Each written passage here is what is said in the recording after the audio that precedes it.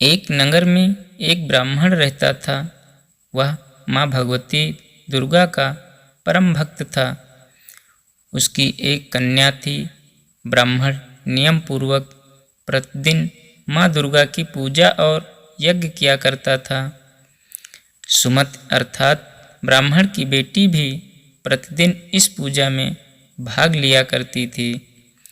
एक दिन सुमति खेलने में व्यस्त होने के कारण भगवती पूजा में शामिल नहीं हो सकी। यह देख उसके पिता को क्रोध आ गया और क्रोधवश उसके पिता ने कहा कि वह उसका विवाह किसी दरिद्र और कोढ़ी से करेगा। पिता की बातें सुनकर बेटी को बड़ा दुख हुआ और उसने पिता के द्वारा क्रोध में कही गई बातों को सहर्ष स्वीकार कर लिया। कई बार प्रयास करने से भी भाग्य का लिखा नहीं बदलता है। अपनी बात के अनुसार उसके पिता ने अपनी कन्या का विवाह एक कोढ़ी के साथ कर दिया। सुमति अपने पति के साथ विवाह कर चली गई। उसके पति का घर न होने के कारण उसे वन में घास के आसन पर रात बड़े कष्ट में बितानी पड़ी।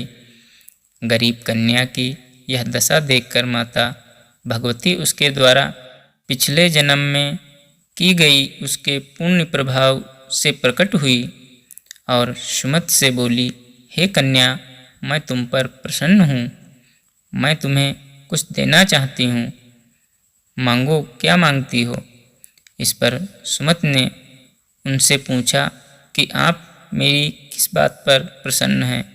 कन्या की यह बात सुनकर देवी कहने लगी, मैं तुम पर पूर्व जन्म के तुम्हारे पुण्य के प्रभाव से प्रसन्न हूँ।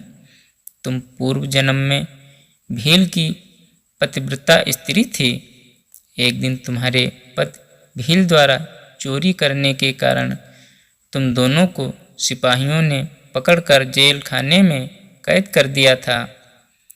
उन लोगों ने तुम्हें और तुम्हारे पति को भोजन भी नहीं दिया था।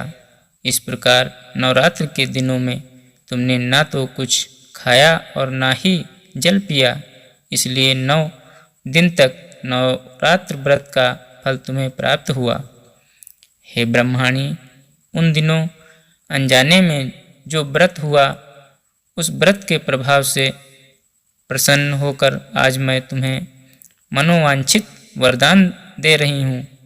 कन्या बोली कि अगर आप मुझ पर प्रसन्न हैं तो कृपा करके मेरे पति का कोढ़ दूर कर दीजिए। माता ने कन्या की यह इच्छा शीघ्र पूरी कर दी। उसके पति का शरीर माता भगवती की कृपा से रोगहीन हो गया। जय माता दी।